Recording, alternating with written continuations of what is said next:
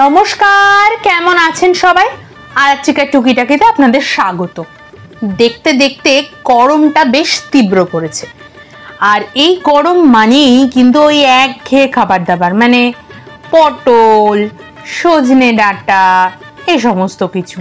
কিন্তু এই সিজনে আমার একটা খাবার খুবই প্রিয়, সেটা হচ্ছে সজনে ফুল। অনেকে বড়া করে খায়, আমরা অবশ্যই বড়ি বেগুন দিয়ে চচ্চড়ি করেই খাই। তো আজকে এই মেনুটার সাথে অনেকদিন আগে অর্থাৎ 26শে জানুয়ারি আমার একটা বউ ভাতের ইনভিটেশন ছিল, যার শর্টস ভিডিও আপনারা অনেকেই দেখেছেন এবং অনেকেই প্রশংসা করেছেন। তো সেটা অ্যাড করে দিলাম, কারণ দুটো ভিডিওকে আবার আলাদা আলাদা আপলোড করব, সেটা খুব একটা আমার মনে হয় না ভালো লাগবে। তো আজকে সিম্পল ওয়েতে মাছের ঝোল, একটু মেথির শাক আর সজনে ফুলের চচ্চড়িটা করেছিলাম। কারণ এই ফুলটা খেতে খুবই সুন্দর, খুবই কস্টলি এবং খুব কম সময়ের জন্যই পাওয়া যায়। মানে কম সময়ের জন্য পাওয়া যায় এটা হয়তো বলা ভুল, আসলে আমি ভীষণ লেট রাইজার, আমি নিশাচর। তো তা আমার ঘুম থেকে উঠে বাজার যেতে তখন আর এই ফুল কিন্তু খুব একটা পাওয়া যাওয়ার সম্ভাবনা থাকে না।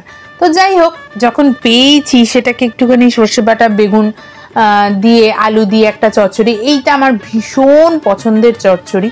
আর এই গরম ধীরে ধীরে পড়তে শুরু করেছে, এখন তো পাতলা মাছের ঝোল ভাত এই ধরনের খাবার খেতেই বেশ ভালো লাগবে। শীতটা দেখতে দেখতে বিদায় নিয়ে নিল, সবারই একটু একটু মন খারাপ, শীত চলে গেল, গরম আসছে, কিন্তু সব কিছুই আমাদেরকে মানিয়ে নিতে হবে। আর আমি জানি না, যখনই আমি ভয়েস ওভার দিই তখনই কেন ঠিক বাড়ির মাথার উপর দিয়ে প্লেনগুলো যায়। তো যাই হোক, প্লিজ প্লেনের আওয়াজটা ইগনোর করবেন। আর এই মুহূর্তে কিন্তু বহু মানুষের ওয়েদার চেঞ্জের জন্য শরীর খারাপ হতে শুরু করেছে, ঠান্ডা গরম লাগার জন্য জ্বর সর্দি কাশি। এই মুহূর্তে তো দাঁড়িয়ে ব্লাড ফ্লুর একটা সম্ভাবনা সবাই বলছে, জানি না। কিন্তু চিকেনের দাম তো কোনো অ্যাঙ্গেল থেকেই কমছে না, বা ডিমও 6 টাকা পিসই রয়েছে। আপনারা আমার যারা ভিডিও দেখছেন তাদের ওখানে চিকেনের দাম কত করে আর ডিমই বা কত করে, সেটা কিন্তু আমাকে অবশ্যই জানাবেন। আমি নিজে ভীষণ মাংসাশী প্রাণী, মাছ আমার ভালো লাগে না বললেই চলে, মানে নেহাত দায়ে পড়ে খাই ঠিকই, কিন্তু পছন্দের আইটেম মাংসই। তো যাই হোক, আমাকে যদি সপ্তাহে 7 দিন কেউ এক টুকরো করে মাংস দেয়, আমি গায়ে দিয়ে পুরো ভাতটা খেয়ে নেবো। তো সেটা তো আর হয়ে ওঠে না। তো এই মুহূর্তটা আর কি একটু ক্রুশিয়াল। এর আগেও যখন কোভিড বেড়েছিল বা কোভিডের সূচনা হয়েছিল, তখন এইরকমই দোলের পরে পরে, মানে এই ফেব্রুয়ারি মার্চ এই টাইমটাতেই হয়েছিল। তো আসলে বিষয়টা হচ্ছে, যেহেতু ঠান্ডা গরমটা চলে, সেই জন্য হয়তো বডিতে নিতে একটা প্রবলেম হয়। তো আমি বেসিক্যালি মেকআপটা কিন্তু ইউটিউব দেখেই শিখেছি, মানে বিভিন্ন রকম মানে মেকআপ ভিডিও আমার চোখের সামনে এসছে। কিন্তু যতদিন আমি মেকআপ দেখেছি তার বহুদিন আগে কিন্তু আমি কন্ট্যাক্ট লেন্স পরি, কারণ আমার কিন্তু হাইলি পাওয়ার চোখে, আমার দুটো চোখেই -7। বাড়িতে 24 ঘন্টা কন্ট্যাক্ট লেন্স পরে থাকা সম্ভব হয় না, কিন্তু কোনো অনুষ্ঠানে বা আমি যখন লাইভে বসি বা কোথাও যাই, আমি কিন্তু কন্ট্যাক্ট লেন্স পরি। কন্ট্যাক্ট লেন্সটা পরার পরে খুব একটা প্রবলেম হয় না। আজ আমার চোখ দিয়ে জল পড়ছিল 26শে জানুয়ারি, কারণ আমার চোখটা একটু ড্রাই ছিল। চোখ যদি ড্রাই থাকে তখন কিন্তু কন্ট্যাক্ট লেন্স পরলে চোখে একটা ভীষণ ইরিটেশন হবে, কারণ এমনিতেই কন্ট্যাক্ট লেন্সটা যেহেতু সলিউশনে ভেজানো থাকে, আপনার চোখে দিলেই একটা কিন্তু সেন্সেশন অনুভব হবে, যেটা একটা আপনার জ্বালা জ্বালা করতে পারে, চোখ লাল হয়ে যেতে পারে। হ্যাঁ, অথবা আপনার মনে হতে পারে চোখের মধ্যে একটা বালি টাইপের বা পাতা টাইপের কিছু একটা পড়লো। তখন আপনার একটা কাজ করতে পারেন, যাদের চোখ ড্রাই হয়ে গেছে। এবার আপনারা যারা নতুন লেন্স পরছেন তাদের ক্ষেত্রে আমি একটা কথাই বলবো, লেন্সটাকে প্রথমে একটুখানি জলে চুবিয়ে রেখে তারপরে সলিউশনে চোবাবেন। আর পারলে চোখের মধ্যে একটা মেন্থল আই ড্রপ ইউজ করে নেবেন। আমি ডক্টর প্রেসক্রাইব মেন্থল আই ড্রপটা ইউজ করি, কিন্তু সেই দিনকে শেষ হয়ে গিয়েছিল বলে আমি সেটা দিতে পারিনি, সেই জন্য আমার একটু প্রবলেম হচ্ছিল প্রথম দিকে।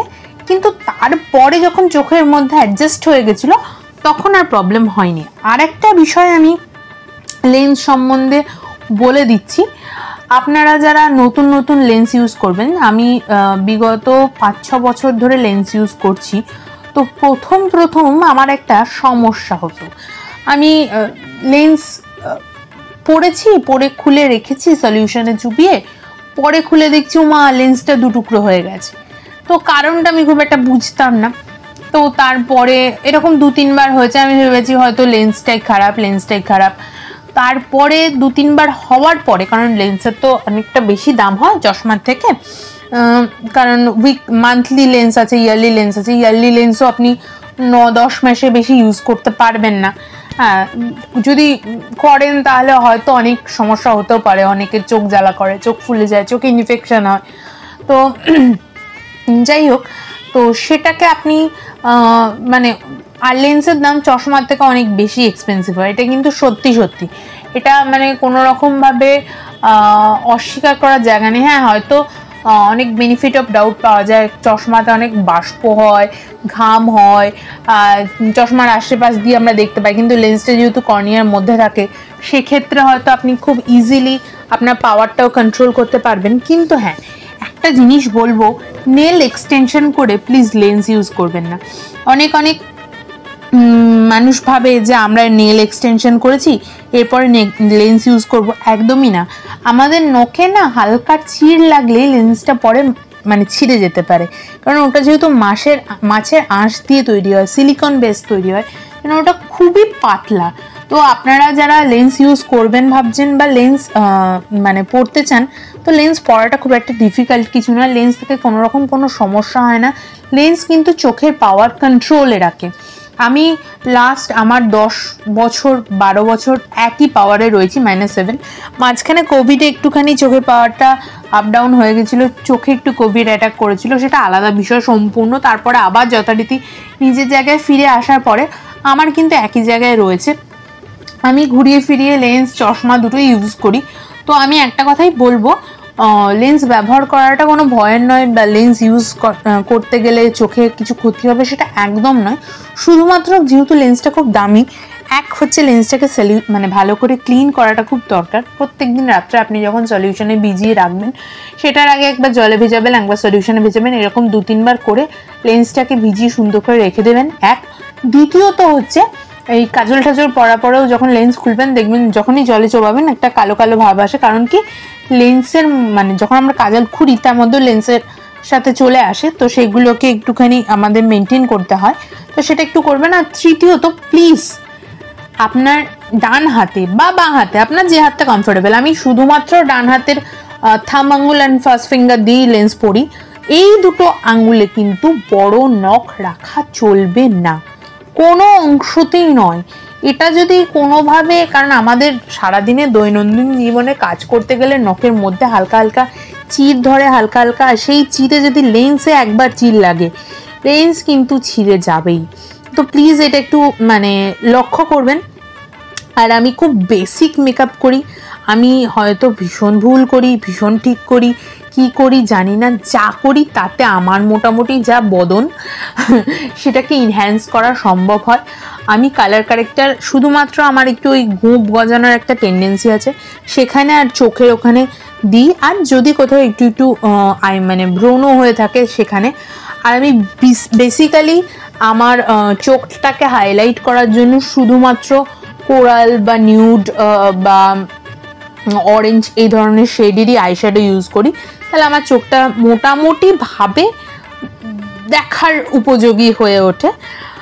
কারণ প্রথমত আমি মানে যেটুকুই শিখেছি ওই দেখে দেখে লক্ষ্য করে, আর আমি আমার ফিঙ্গার টিপস দিয়ে ইউজ করলাম বলে হয়তো অনেকের মনে হতে পারে হ্যাঁ তার থেকে তো ব্রাশ ইউজ করা ভালো, হ্যাঁ না তা না, অনেকের অনেক কিছু ভাবতে হতে পারে। আমার ওই 2000-2500 টাকা দিয়ে মেকআপ করার মানে পার্লারে গিয়ে মেকআপ করার কোনো ইচ্ছা নেই। নিজের জন্য যতটুকু দরকার আমি নিয়ে নিয়েছি। আমি খুব নর্মাল মেকআপ করি, হ্যাঁ ব্লাশটা একটু রাখি, আর লিপটা একটু ডার্ক করি, যেহেতু আমার আইজে আমি খুব একটা হাই কিছু করি না, আমি লিপটা একটু ডার্ক করি। আর চুলটা তো আমার কার্লি, তো আমি বিশেষ কিছু করি না, আমি বান করি, অথবা আমি এই দিনকে বিয়ে বাড়িতে চুলটা ছেড়েই গেছিলাম, ঠিক আছে। আর আমি কিন্তু এখনো অবধি বিউটি ব্লেন্ডারটা ইউজ করতে পারি না, মানে আমি করি না, হয়তো আমার কমফোর্টেবল লাগে না। আমি বেসিক্যালি ব্রাশ ইউজ করি।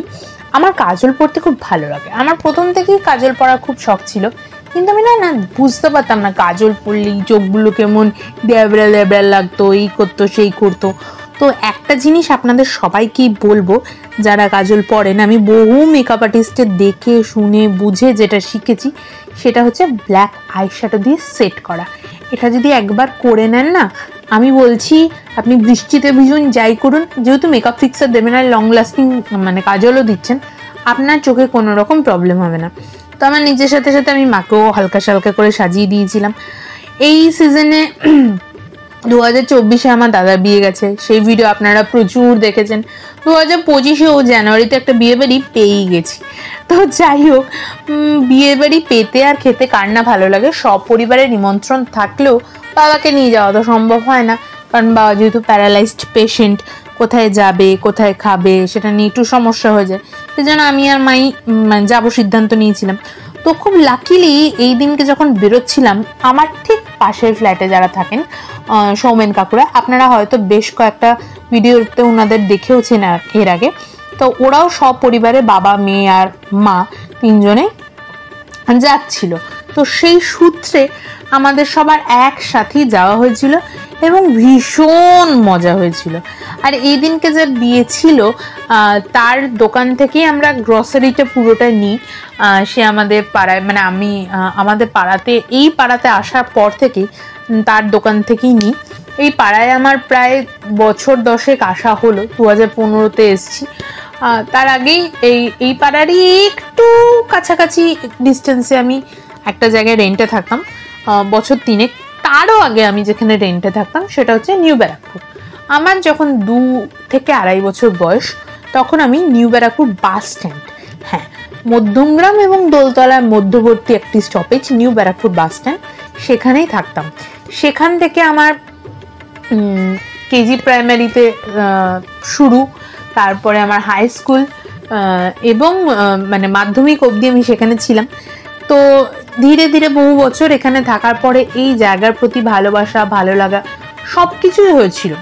আমার বাবার কোনোদিনই ইচ্ছে ছিল না এখানে বসতি মানে বাসস্থান করার। এখানে বাবা বাসা ছিল, এখানে ছিল বাবার বাসা, আর মুর্শিদাবাদে ছিল নিজেদের বাড়ি। ছিল বলা ভুল, এখনো আছে, কিন্তু যাই হোক সেই আর সেইভাবে যেয়ে ওঠা হয় না।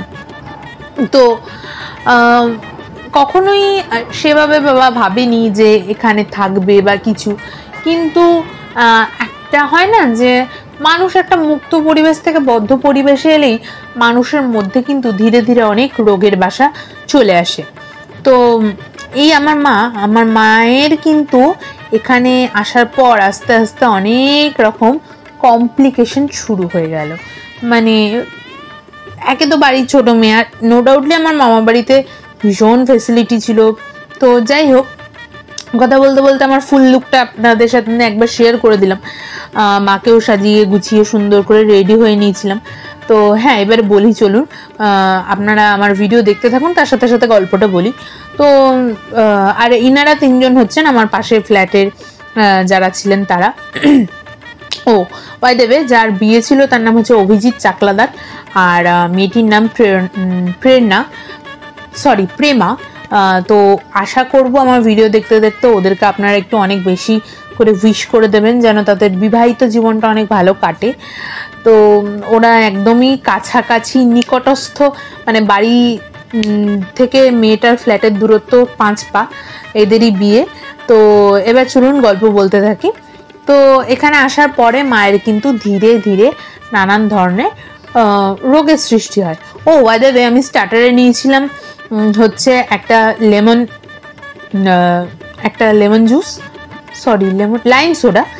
লাইম সোডা নিয়েছিলাম, আর অ্যাকোয়া ব্লু নিয়েছিলাম একটা, আর নিয়েছিলাম হচ্ছে একটা চিকেন সাটে আর পনির।